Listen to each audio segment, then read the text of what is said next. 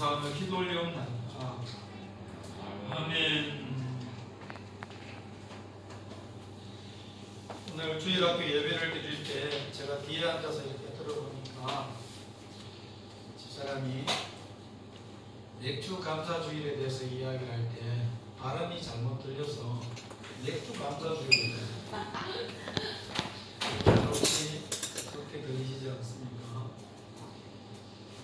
저는 술을 못합니다. 못하는데 그렇게 들렸어요. 맥주. 이 맥주는 이스라엘의 3대 절기 중에 하나입니다. 가장 우리가 잘 알고 있는 6월절이 첫 번째 절기가 되겠고요. 이어서 오는 절기가 7월달쯤인데 유대력이 우리 이 원력하고 거의 비슷해요. 그러다 보니까 변동이 있습니다. 7월달이나 6월 말쯤에 돼서 이렇게 절기가 걸릴 수도 있는데 맥추절기라고도 이야기하고 또 77절이라고도 이야기합니다.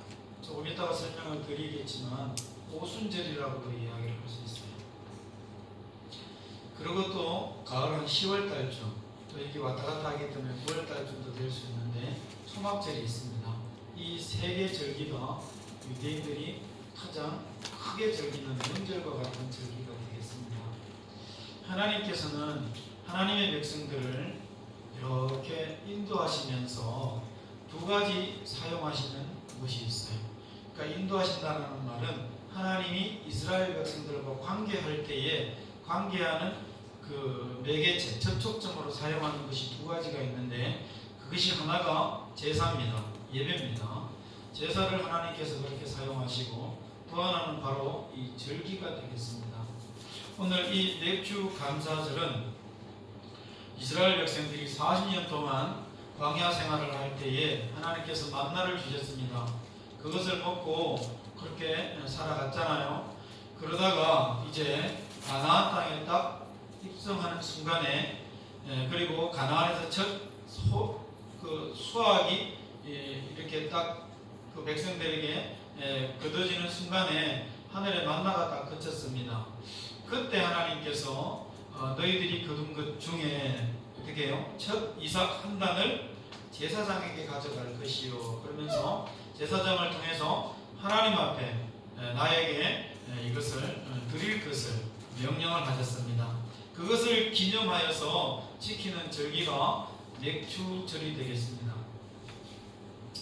하나님은 이 첫 열매에 대해서 첫 이삭 한 단이라고 이야기를 하는데 표현하는데 이것에 대해서 왜 이렇게 강조를 하실까? 조금 마음이 은혜가 떨어질 때는 이런 생각도 듭니다. 하나님께서 왜 이렇게 이 첫 예물에 대해서 집착을 하실까? 이런 생각까지 들 때가 있잖아요. 그 왜 그럴까요?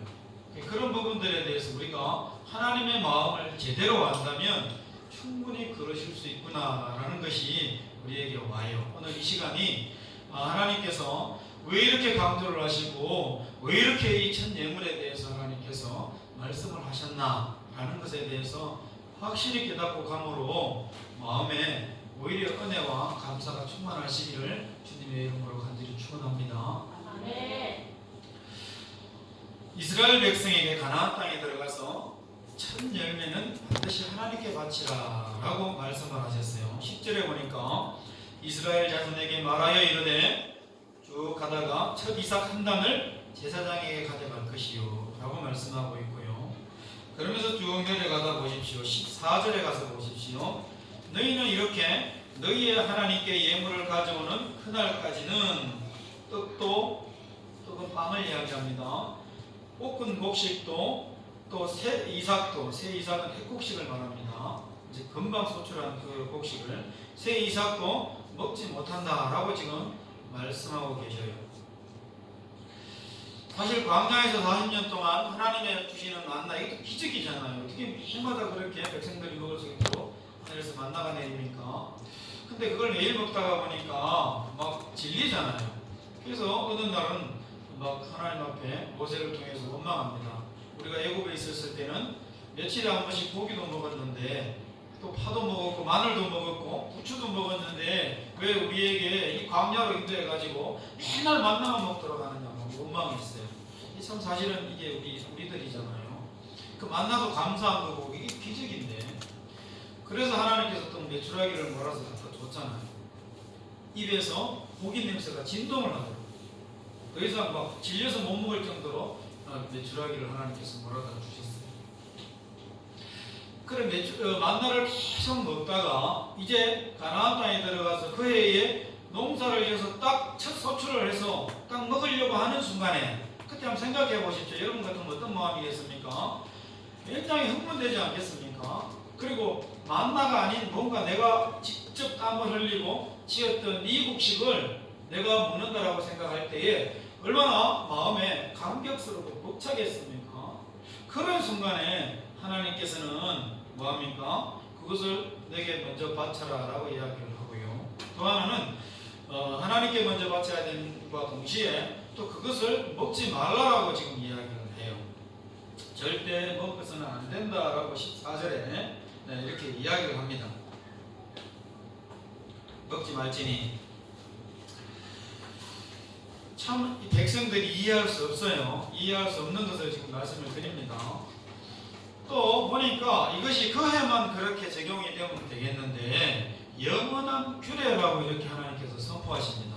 이 말씀은 그 해만 너희들만 딱 그 첫 해만 지키는 것이 아니라 대대로 매년마다 이 절기가 되면, 이 시기가 되면 너희들이 이것을 지킬지니라고 말씀을 하고 있습니다. 14절에 보니까 이는 너희가 거주하는 각처에서 대대로 지킬 영원한 규례니라 이렇게 이야기해요. 이것도 이해가 안 돼요. 하나님 한 번만 드리면 되지 뭘 이렇게 또 계속 매년마다 신경 쓰이도록 이렇게 하십니까? 생각할 수 있잖아요. 근데 이거는 또 이해가 안 되는 것은 농사뿐만이 아닙니다. 하나님께서는 사람도 첫째를 드리라 그러시고 또 짐승도 첫째를 구별해서 하나님 앞에 드리라라고 말씀을 하셔요. 오늘 이 본문에는 나오진 않지만 민수기서 3장 40절 이하에서 51절에 보면 하나님께서 모세에게 이스라엘 자손의 처음 태어난 남자의 숫자를 다 세라고 말씀하십니다. 그리고 숫자대로 레위인을 숫자를 계산해서 하나님께 바치라라고 말씀을 하시네요. 이스라엘 백성들의 그 첫 태생 장자를 그냥 하나님께 다 바치라라고 이야기를 하시는데, 근데 그렇게 말씀하시지 않고 레위인을 특별하게 지파를 선택을 해서 이 장자의 숫자만큼 레위인을 대신해서 그 숫자만큼 나에게 바치라라고 말씀을 하신 겁니다.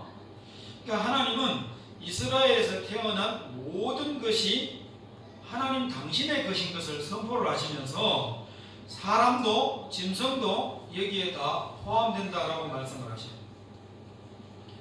하나님께서 처음 태어난 초태생의 그 소유권을 왜 이렇게 당신의 것이라고 선언을 하시는가?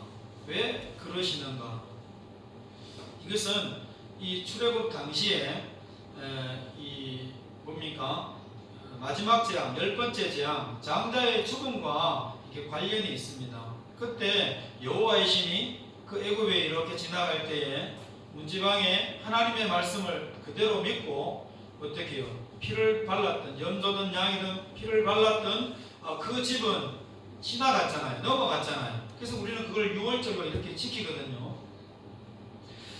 그럴 때에 그때 구했던 모든 초태생, 그러니까 짐승이든 사람이든 하나님께서 죽이지 않고 지나갔던 살려뒀던 그 모든 초태생들은 다 누구 것이라는 것입니까? 하나님의 것이라는 것입니다. 내가 살려줬기 때문에. 어린 양의 피로 장자들을 다 죽음에서 건져내셨는데 이것이 하나님께서 이스라엘에게 주신 특별한 은혜 아니겠습니까? 그러므로 하나님은 이스라엘의 모든 장자가 또 모든 첫 짐승이, 첫 번째 되는 짐승이 다 나의 것이야, 하나님의 것이야 라고 선언을 하신 것입니다. 그래서 이 말을 조금 더 쉽게 풀어보면 내 속에서 살리신 것은 다 내 것. 하나님이 뭔가 값을 주고 뭔가를 살려놓은 것은 다 하나님의 것. 이런 의미가 거기에 있는 것입니다.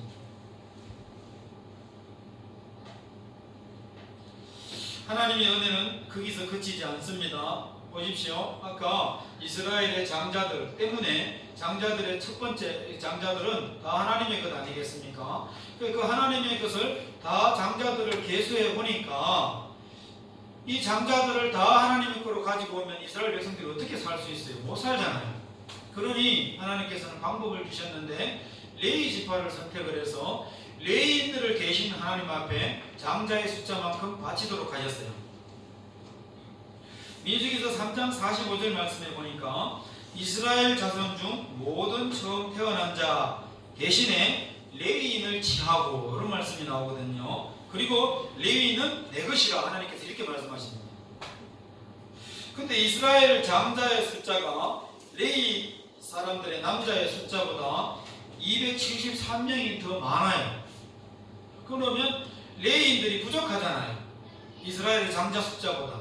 그래서 하나님이 여기서 어떻게 방법을 그들에게 가르쳐 주는가 하면 장자 한 사람당 5세겔씩을 쳐서 그 5세겔씩 제사장에게 지불을 하고 결국은 한 사람도 이스라엘의 장자 한 사람 한 사람 하나님이 값주고 산 생명을 살려둔 구속한 그 생명들을 하나님은 일일이 다 계산을 해서 계수를 해서 그들이 다 하나님의 것인 것을 선포하신 것입니다. 이 모든 과정은 하나님의 위대하신 그런 구속사예요. 하나님의 백성들을 구해주신, 구원해주신 그 모든 사건들을 백성들로 하여금 상기시키고 또 하나는 기억해내도록 하나님이 하셨던 방법이신 것입니다.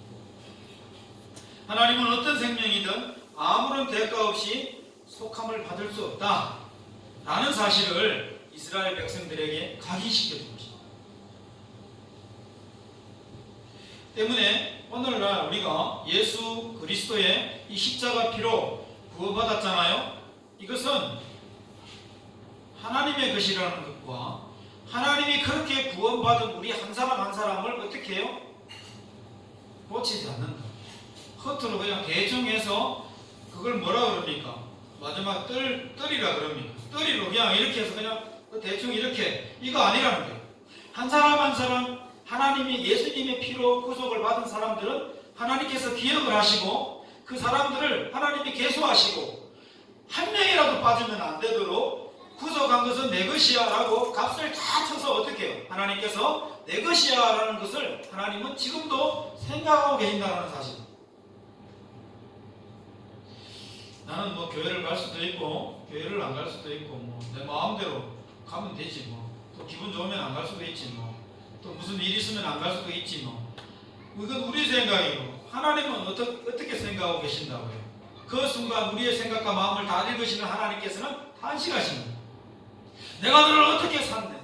내가 너를 어떻게 구속하였는데? 내가 어떻게 너를 값주고 너의 생명을 내 것으로 만들었는데 너는 내 것이야. 하나님의 입장은 그런 입장이라는 것입니다.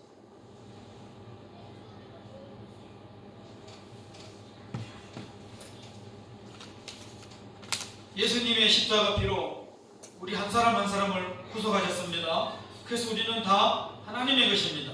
우리의 죄를 대신해서 예수님의 피로 값을 매겨서 다 지불하신 것입니다. 그리고 산 것입니다. 신명기서 16장 11절에 이 맥주절을 이스라엘 백성들뿐만 아니라 노비나 성중에 있는 나그네나 또 고아와 가부도 다 지키도록 하셨습니다. 이것은 모든 백성들이 다 맥주절을 생각하고 기억하고 지키라는 그런 말씀이시죠. 그러면서 출애굽기 34장 20절에는 뭐라고 이야기하는가 하면 빈손으로 내 얼굴을 보지 말지니라 라고 말씀을 하셨습니다. 이 말씀 때문에 우리 많은 사람들이 오해를 합니다. 오늘 이 모든 오해는 오늘 말씀을 들으면서 다 회개시키시고 감사함으로 감격함으로 여러분들 다 가정으로 돌아가시길 바랍니다. 또 일터로 돌아가시길 바랍니다. 그런 은혜가 있으시길 바랍니다. 사실 첫 열매를 거둘 때는 이스라엘에게 있어서 1년 중에 가장 어려운 시기입니다. 우리로 치면 보릿고개가 있던 시기예요. 그 시기에 가장 어려울 때에 왜 하나님께서는 이 첫 열매를 제사장에게 갖다 주기를 말씀하셨고 그것도 매년마다 규례대로 그렇게 행하기를 말씀하셨고, 그것도 종류도 그런 이삭뿐만이 아니라 곡물뿐만이 아니라 사람이나 짐승까지도 하나님께서는 왜 이것을 다 가져다 오라고 하나님께서 말씀하셨는가? 왜 첫 열매를 하나님께서 바치라는 것인가? 그러면서 나중에 혹 너희 자녀들이 이 절기에 대해서 묻거든 뭐라고 이야기합니까? 이렇게 대답해 주라고까지 말씀하십니다. 신명기서 16장 12절에 보면 너는 애굽에서 종되었던 것을 기억하고 이 규례를 지켜 행할지니라, 이렇게 말씀하십니다. 우리는 이 맥주절을 지키라고 하신 하나님의 본심, 하나님의 마음을 우리는 철저하게 알아야 돼요. 이거 알면 우리는 이거 그냥 넘어갈 수 없어요. 하나님이 정말 원하시는 것이 무엇일까? 하나님이 원하시는 것이 단순히 첫 열매일까요? 하나님이 식사를 하십니까? 하나님이 그 첫 열매를 아까 말씀드렸지만 그 가나안 땅에 딱 들어가서 첫 소출을 해서 굉장히 흥분되고 굉장히 기쁜 마음으로 그것을 기다리고 있는 백성들을 어떻게 해요? 그런 마음도 헤아리지 못하고 그걸 그냥 하나님께서 달라 해서 취하시는 분이십니까? 하나님 그런 분 아니거든요. 정말 그렇다면 하나님께서 이 첫 열매를 통해서 하나님이 도대체 어떤 생각을 가지고 어떤 마음으로 백성들에게 요구했냐는 것입니다. 바로 이 단순히 첫 열매가 아니라 이스라엘 백성들이 너희들이 어떻게 구원받았는지를 생각해보라. 너희들이 어떤 구원을 받았는지를 기억해내라는 것입니다. 이거 잊어먹지 말고 평생에 그것을 기억을 하고, 그리고 내 자녀들에게도 대대에 그것을 가르쳐주면서 하나님께서 어떻게 역사하셔서 어떤 기적을 베푸셔서 이런 맥주절을 지키게 되었는지 알도록 하나님께서 하라는 것이죠. 이것은 단순히 첫 열매를 원하신 것이 아니라 그것을 통해서 하나님이 원하셨던 분명한 마음과 계획이 있었던 것입니다. 그래서 맥주 감사절을 온전하게 지키려고 한다라고 했을 때에 우리는 어떻게 지켜야 되느냐? 나 자신이 어떤 구원을 받았고 어떻게 구원을 받았는지 그 과정과 그 모든 것을 우리가 알 필요가 있다는 것입니다. 이것을 알고 하나님 앞에 이 절기를 지켜야 된다는 것이죠. 당시 이스라엘 백성들은 물론이고 또 오늘 우리가 예배하는 우리 모두도 마찬가지입니다. 하나님께서 나를 어떻게 택하셨고 어떤 방법으로 나를 구원하셨는지, 그리고 나를 지금도 얼마나 사랑하시는지를 알고 깨닫고 이 맥주감사절을 지켜야 된다라는 것입니다. 그런 특별함이 이 절기 안에 포함되어 있다는 것을 우리는 알아야 돼요. 성경 인물 가운데 호세아라는 선지자가 있습니다. 그런데 하나님께서 투명이 굉장히 문란하고 음란한 고멜이라는 여인과 혼인을 하게 하십니다. 이 고멜이라는 여인이 얼마나 음란했는지 아기를 낳았는데 이것이 호세아 자신의 아기인지 확인을 할 길이 없어요. 그리고 또 다른 남자와 눈이 맞아서 가출을 해버리네요. 근데 하나님께서는 그 여인을 돈을 주고 가서 사오라고 해요. 이해가 됩니까, 여러분들? 여러분들 같으면 그렇게 하실 수 있어요. 근데 하나님의 말씀이 임하니까 호세아가 가서 이 고멜을 돈 주고 또 사가 와요. 이게 호세아서의 내용입니다. 이해할 수 없어요. 사람들은 이해할 수 없습니다. 하나님께서 그렇게 하라고 하셨기 때문에 이 호세아가 가서 그렇게 행했지만 사람들은 이해할 수 없어요. 근데 이 이스라엘 백성이 바로 이 호세아와 같은 모습이, 고멜과 같은 모습이더라는 거예요. 오늘날 우리들이 바로 이 고멜과 같은 그런 모습으로 삶으로 살고 있지는 않습니다. 우리 사람들이 보니까 하나님이 보시기에 다 고멜과 같아요. 시시때때로 하나님을 부인하고 시시때때로 하나님의 사랑을 외면하고 시시때때로 어떻게 보면 하나님을 배신해요. 끊임없는 우상 숭배의 죄를 이스라엘 백성들이 짓는 겁니다. 하나님을 향하여 마치 음란한 고멜과도 같은 것입니다. 그런데 그 하나님은 그 호세아를 통해서, 남편을 통해서 돈을 지우라고 값을 주고 고멜을 사오라고 이야기합니다. 이 이야기가 뒤에 이어져서 예수 그리스도의 그 십자가의 보혈의 피로 우리 모두를 사신 이 내용과 연결이 되어져요. 우리의 삶을 보면 고멜과도 같은 그런 삶인데 하나님께서 우리에게 은혜를 베푸신 것이죠. 근데 이거는 돈이 아닙니다. 하나님 당신이 직접 이 땅에 오셔서 십자가에 달리시면서 피를 흘리시면서 생명을 주고 우리 한 사람 한 사람을 사셨단 말이에요. 이해가 됩니까? 조금 전에 고멜이 이해가 안 되시는 분들, 나 자신의 삶을 두고 하나님이 내게 베푸신 은혜들을 한번 생각해 보십시오. 이해가 됩니까? 이해 안 될 겁니다. 하나님께서는 그런 이스라엘 백성들, 고멜과 같은 이스라엘 백성들을 몇 번이고 용서하시고 다시 품으셨습니다. 다시 용서하시고 데리고 오셨습니다. 급기야 그 하나님은 피를 흘리시면서 생명을 바쳐서 그 백성들을 다 사셨습니다. 이해가 할 수 없습니다. 사람들은 이해할 수 없는 이것이 이스라엘 백성들이 받은 구원입니다. 맥주 감사주의는 단순히 올해도 그냥 하나님께서 소출을 주셨네, 그래서 내가 첫 열매를 하나님 앞에 드려야겠네, 이거 지키는 절기가 아닙니다. 첫 열매를 드리면서 이스라엘 백성들은 그것을 생각했어야 돼요. 고멜과 같은 나의 삶, 나의 인생에 하나님이 간섭하셔서 하나님이 나 같은 존재를, 우리와 같은 민족을 하나님이 구원해 주셨네, 이것을 항상 기억했어야 돼요. 이 은혜를 잊어버리면 이스라엘은 망할 수밖에 없었기 때문에 그렇습니다. 그래서 하나님께서는 절기라는 것을 딱 통해가지고 이것을 지키면서 매년마다 1년에 한 번이라도 좋으니 너희들이 하나님의 은혜를 너희들이 기억을 하고 지키라는 것입니다. 여러분들, 어버이날이 5월 8일에 우리에게 다 정해져 있어요. 여러분들 그때 어떻게 합니까? 부모님에게 전화하시지요. 또 필요하신 분들은 찾아가셔서 뭐합니까? 용돈도 드립니다. 굉장히 바람직하고 좋은 일들이에요. 그러나 정말로 어버이날을 제대로 지키려면 어떻게 해야 될까요? 용돈 한번 드리는 것, 한번 전화하는 것, 찾아뵙는 것, 이것도 중요하지만 평생에 하나님이, 어머니가, 부모님이 나를 낳아주시고 나를 길러주신 것에 대해서 내가 오줌 다 싸고 그렇게 참 불편하게 심려를 끼쳐드렸음에도 불구하고 우리 부모님은 나를 사랑해 주셨다, 나에게 관심을 가져주셨다, 그 시선을 내게서 멈추지 않으셨다, 왜 그러셨습니까? 라고 감사하는 마음으로 이 어버이날을 지키는 그때가 오히려 그 절기를 제대로 이해하고 어버이날을 제대로 지키는, 그리고 제대로 효도하는 그런 모습일 것입니다. 그런 마음일 것입니다.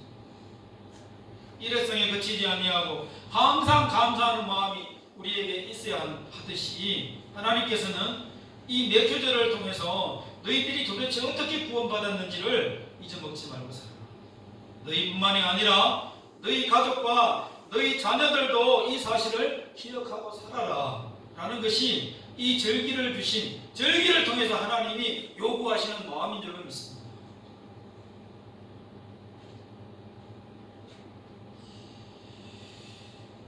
예수님을 믿어서 하나님의 자녀가 다 되었습니다. 이게 우리의 이야기입니다. 하나님께서 저와 여러분들을 택하시고 구원해 주셨습니다. 왜 하나님은 나를 구원해 주셨습니까? 하나님은 왜 독생자를 우리에게 주셨습니까?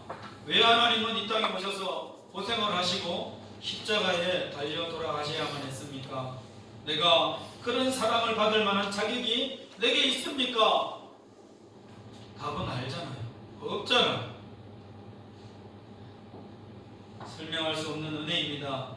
이해할 수 없는 은혜입니다. 지나가는 사람 누구에게 붙들고 물어봐도 이 사실을 이야기하면 이해할 수 없을 것입니다. 계산이 안 되고 이해할 수 없는 그런 사랑인 것입니다. 이 마음을 가지고 맥주절을 지키라는 것입니다. 어떻게, 어떤 구원을 받았는지 기억을 하고 그렇게 하나님 앞에 나아가는 것이죠. 또 이 맥주주일에, 맥주감사절에 우리가 감사해야 될 이유가 하나 되어 있습니다. 그것은 뭐냐면 바로 성령께서 우리 안에 임하여 주신 것 때문에 그렇습니다. 사도행전 2장에 보면 오순절에 마가의 다락방에 하나님의 영이 임했어요. 성령께서 약속했던 성령이 임했지요. 그래서 거기서 막 각 나라 이 말들이 막 이렇게 막 일어나요. 막 뜨거워졌어요. 근데 우리는 그 절기를 오순절이라고 이야기를 합니다.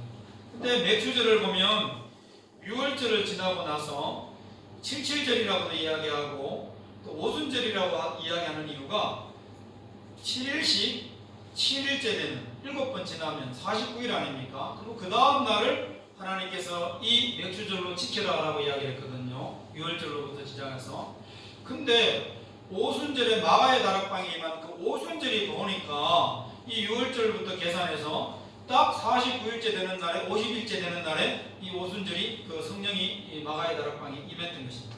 그래서 다른 말로 이 맥주절을 오순절로 지키기도 해요. 이 신학시대에 와서 이 오순절은 성령이 임하신 날로 우리가 기억하고 지키잖아요. 처럼 이 맥주 감사주일은 오순절로 같은 말인데 우리에게 성령이 임하여 주셨음을 감사하는 줄 알고 그 감사하는 마음으로 지켜야 되는 절기인 줄 믿습니다. 성령께서 우리 안에 임하여 주셨다. 가까이 오셨는데 내 속에 들어와 계신다. 이것은 어떤 의미가 있는가 하면 내가 너와 함께 해줄게. 내가 너를 버리지 않을게. 평생에 내가 너와 동행해 줄게. 무슨 일이 있어도 내가 너를 포기하지 않을게. 이 의미가 성령이 우리 마음속에 들어오심의 증거인 것입니다. 약속인 것입니다. 그러므로 우리가 이 오순절을 특히 이 맥주 감사절을 똑같은 말이라 그랬습니다. 지킬 때 우리 마음속에 어떤 마음이 들어와 있어야 하느냐. 미래적으로 봤을 때 하나님께서 나와 함께 하시면서 나의 모든 미래를 함께 동행하시고 포기하지 않고 지키시면서 나와 동행해 주시겠다는 그 의미가 있기 때문에 우리는 어떤 마음으로요? 감사함으로 지켜야 됩니다. 또한 이 맥주 감사절, 이 오순절이라 그랬습니다. 성령이 임했다 그랬습니다. 그 이후에 어떤 일들이 나타났습니까? 교회가 탄생했습니다. 성령이 임한 사람들 한 사람 한 사람들이 모였습니다. 두세 사람이 모이면 그걸 교회라 그랬습니다. 그런 사람들이 여럿이 모였어요. 그래서 초대교회가 형성이 되었습니다. 그래서 성령 받은 성도들이 모이면서 자연스럽게 이 교회가 세워졌는데 이 모든 일들이 뭡니까? 이 값진 일들이고 보배로운 일들이 언제 일어났다고요? 이 맥주절, 이 맥주주일, 이 절기에 이 점에서 다 일어났던 사건들이라는 것입니다. 얼마나 감사한지 모르겠습니다. 말씀을 정리합니다. 우리가 어떻게 구원받았는지 알고 지켜야 하는 것이 맥주 감사절이라고 했습니다. 그 말은 나의 모든 것이 다 하나님의 것이다 라고 했습니다. 너는 내 것이야. 하나님께서 나를 갖추고 사신 것입니다. 어떻게 어떤 구원을 내게 베푸셨는지를 알고 지켜야 하는 절기가 바로 맥주 감사주일인 것입니다. 그런 나를 그럼에도 불구하고 나를 구원해 주신 것에 감사함으로 하나님 앞에 나오시길 바랍니다. 그 증거로, 그 감사함의 증거로 첫 것을 하나님 앞에 드리는 것입니다. 또한 이 맥주 감사주일은 성령이 우리에게 임하셨음을 기억하고 그것으로 인하여 감사하며 드리는 것입니다. 너를 포기하지 않으리라. 내가 너와 함께하리라. 평생에 앞으로 내 모든 것을 쓸 것을 공급하시면서 미래를 내가 책임져 줄게 라는 하나님의 그 증거로서 내 속에 들어와 계시는 성령의 임하심으로 말미암아 감사함으로 드려지는 것이 나아가는 것이 지키는 것이 바로 이 맥주 감사절이라는 것입니다. 이 믿음이 있다면 우리는 어떤 상황 가운데서도 흔들리지 않을 것입니다. 어떤 상황 가운데서도 감사하며 살아갈 수 있을 것입니다. 평생에 하나님 앞에 이 사실을 기억하고 첫 열매를 하나님 앞에 드리며 살아가시기를 승리하시기를 주님의 이름으로 간절히 축원합니다. 그러면서 우리에게 드는 사실 하나를 또 말씀을 나누려고 합니다. 제가 끝으로 이런 이야기는 안 합니다. 또 마지막입니다. 여러분들 첫 열매를 어떻게 하나님 앞에 드릴까 고민하시지요. 고민하지 마시길 바랍니다.